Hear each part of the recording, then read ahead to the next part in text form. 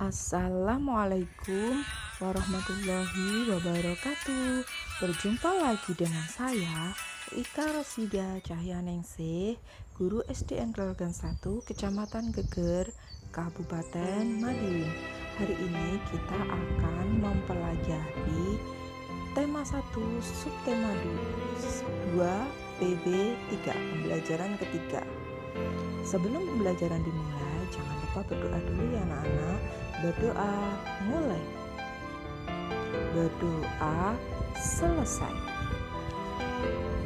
Di pembelajaran 3 kali ini terdapat 3 muatan pelajaran, yaitu pelajaran PPKN, pelajaran IPS, dan pelajaran Bahasa Indonesia. Di pembelajaran yang ketiga ini ada beberapa tujuan pembelajaran, yaitu siswa mampu mengidentifikasi potensi kekayaan alam bangsa Indonesia secara seksama. Yang kedua, siswa mampu mengidentifikasi kepadatan penduduk tiap-tiap provinsi secara kritis. Yang ketiga, siswa mampu menunjukkan asal suku-suku bangsa yang ada di Indonesia secara tepat. Tujuan yang keempat, siswa mampu menunjukkan daerah-daerah persebaran agama di Indonesia pada peta secara benar. Tujuan yang kelima, siswa mengidentifikasi keragaman penduduk di daerah tempat tinggalnya secara bertanggung jawab. Dan yang terakhir adalah menentukan ide pokok dari bacaan secara tepat. Nah, simak video berikut ini ya anak-anak. Selamat menyaksikan.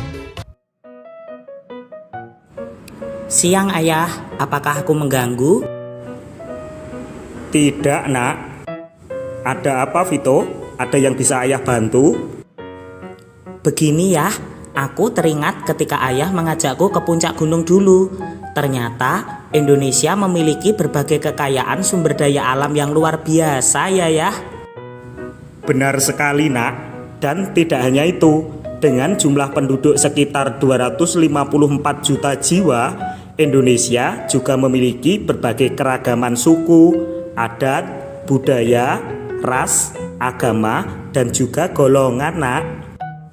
Wah, banyak sekali ya penduduknya. Apakah semua penduduk itu tersebar merata di setiap pulau ya?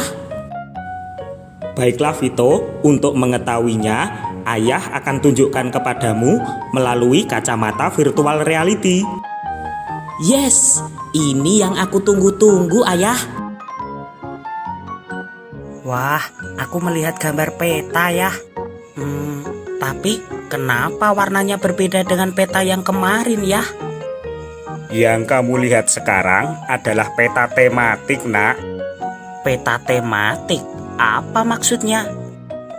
Peta tematik adalah peta yang dibuat dengan tujuan tertentu. Jadi, peta tematik memiliki tema yang khusus. Yang kamu lihat itu adalah peta persebaran kepadatan penduduk di Indonesia, Vito. Kamu bisa membaca peta tersebut berdasarkan keterangan yang tersaji di kotak ini, nak. Oh, begitu ya. Aku sudah paham ya. Coba, nak, lihat baik-baik. Pulau mana yang paling padat penduduknya? Kalau berdasarkan keterangan ini, yang paling padat penduduknya berwarna merah. Tapi di peta tidak ada ya. Berarti warna coklat muda ini ya. Pulau Jawa merupakan pulau terpadat penduduknya. Apakah benar seperti itu, ayah? Tepat sekali, Vito. Sekarang, kalau yang paling sedikit penduduknya, pulau mana coba? Kalau berdasarkan keterangan ini, pulau yang paling sedikit penduduknya adalah Pulau Papua. Bagus, nak. Sekarang, tahukah kamu berapa kepadatan penduduk Pulau Bali? Kepadatan penduduk Pulau Bali. Aku tahu, ayah. Antara 600 sampai 1299 orang per kilometer persegi. Kamu menjawabnya dengan sangat tepat, anakku. Nah, perhatikan Vito, penduduk yang ada di Indonesia terdiri dari berbagai macam suku bangsa. Oh ya, suku apa saja ayah? Perhatikan melalui kacamata virtual reality itu nak, ayah akan jelaskan padamu. Contoh suku-suku yang ada di Pulau Jawa, misalnya suku Jawa, suku Sunda, suku Tengger, suku Cirebon, suku Osing, suku Baduy, suku Betawi, dan lain sebagainya. Kalau yang ada di Pulau Sumatera, misalnya suku Aceh, suku Gayo, suku Melayu, suku Batak, suku Nias, suku Mentawai, suku Minangkabau, dan lain sebagainya. Sedangkan yang ada di Pulau Kalimantan, misalnya suku Dayak, suku Kutai, suku Pasir, suku Bajau, suku Banjar, suku Melayu, suku Tidung, dan lain sebagainya. Kalau yang ada di Pulau Sulawesi, misalnya ada suku Makassar, suku Bugis, suku Mandar, suku Toraja, suku Bentong, suku Duri, dan suku Kajang. Kalau suku-suku yang ada di Pulau Papua, misalnya ada suku Asmat, suku Amungme, suku Dani, suku Arfa, suku Karawai, suku Muyu, suku Huli, dan lain sebagainya. Sedangkan yang berada di Kepulauan Nusa Tenggara, misalnya suku Bima, suku Sasak, suku Sumbawa, suku Alor, suku Ende, suku Rote, suku Dompu, dan juga sebagainya. Kalau yang ada di Kepulauan Maluku, misalnya suku Seram, suku Banda, suku Buru, suku Ambon, suku Tidore, suku Ternate, suku Furu-Furu, dan lain sebagainya.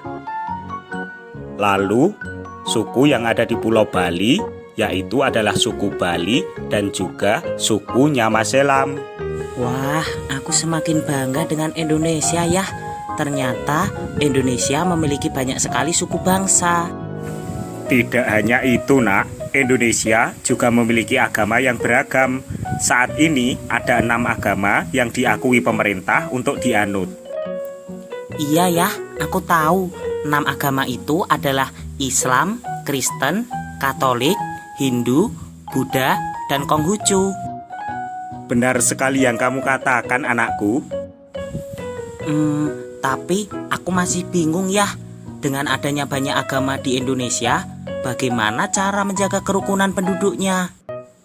Kebetulan sekali ayah punya bacaan tentang kerukunan umat beragama yang bisa kamu baca. Duduklah Vito, apa kamu tidak capek berdiri dari tadi? Iya ya. Aku sangat tertarik mempelajari keberagaman Indonesia sampai tidak terasa berdiri dari tadi. Baiklah Vito, agar kamu memahami isi bacaan tersebut, coba bacalah sejenak dalam hati, lalu tentukan ide pokoknya. Dengan begitu, kamu akan mengetahui inti dari bacaan tersebut. Baiklah ayah. Aha, aku telah selesai membaca dan sudah menentukan ide pokoknya ya. Bisakah kamu bacakan anakku? Baiklah ayah, aku akan membaca ide pokok masing-masing paragraf. Kerukunan umat beragama merupakan bentuk hubungan antar manusia yang damai berkat adanya toleransi beragama. Kerukunan umat beragama sangat penting bagi bangsa Indonesia untuk mencapai kesejahteraan hidup. Tri Kerukunan Umat Beragama merupakan program yang dicanangkan pemerintah untuk menciptakan kehidupan beragama, damai, dan rukun. Tri Kerukunan Umat Beragama bertujuan agar masyarakat Indonesia bisa hidup dalam kebersamaan meskipun banyak perbedaan. Tri Kerukunan Umat Beragama dimulai dengan kerukunan antar umat beragama dalam satu agama atau intern umat beragama. Tri Kerukunan Umat Beragama selanjutnya adalah kerukunan antar umat beragama yang memiliki pengertian kehidupan yang rukun antar masyarakat meskipun berbeda agama dan keyakinan. Tri Kerukunan Umat Beragama yang terakhir adalah kerukunan antar umat beragama dengan pemerintah, mengandung pengertian bahwa tiap-tiap umat beragama dapat bekerja sama dan bermitra secara baik dengan pemerintah dalam menjaga kehidupan bermasyarakat, berbangsa, dan bernegara. Kamu telah benar-benar mengetahui cara untuk menentukan ide pokok, anakku. Ingatlah, anakku, menjaga kerukunan beragama merupakan perilaku yang baik yang harus dilakukan oleh siapapun. Hal tersebut juga mencerminkan penerapan nilai-nilai luhur yang terkandung dalam sila Pancasila, terutama sila ketuhanan yang Maha Esa. Iya ya, aku masih ingat tentang nilai-nilai luhur Pancasila yang pernah ayah jelaskan dulu. Oh ya? Tentu saja ayah. Nilai luhur sila kedua misalnya berteman tanpa membeda-bedakan latar belakang, tidak belat sebelah dalam menyelesaikan masalah, menjenguk orang sakit, membantu orang lain, dan lain sebagainya. Kalau nilai luhur sila ketiga misalnya gotong royong, kerja kelompok, mempelajari kebudayaan dari daerah lain, mencintai budaya asli daerah sendiri, dan mencintai produk-produk dalam negeri. Kalau nilai luhur sila keempat, misalnya pemilu, musyawarah mufakat, pemilihan kepala desa, pemilihan ketua kelas, dan lain-lain. Sedangkan nilai luhur sila kelima, misalnya kita semua memiliki kedudukan yang sama di dalam hukum, melaksanakan pembangunan, dan menikmati hasil pembangunan nasional. Luar biasa, Vito. Tapi sekali lagi ayah ingatkan bahwa nilai-nilai luhur Pancasila bukan sekedar untuk dihafalkan, tetapi harus dilaksanakan dalam kehidupan sehari-hari. Iya ayah, aku belajar dan berusaha untuk selalu menerapkan dalam kehidupan sehari-hari. Iya, Vito, dari semua yang telah kita pelajari, sudah sepantasnya kita bangga menjadi warga Indonesia. Iya ya, saya bangga karena Indonesia memiliki nilai luhur yang masih terjaga di tengah-tengah masyarakat.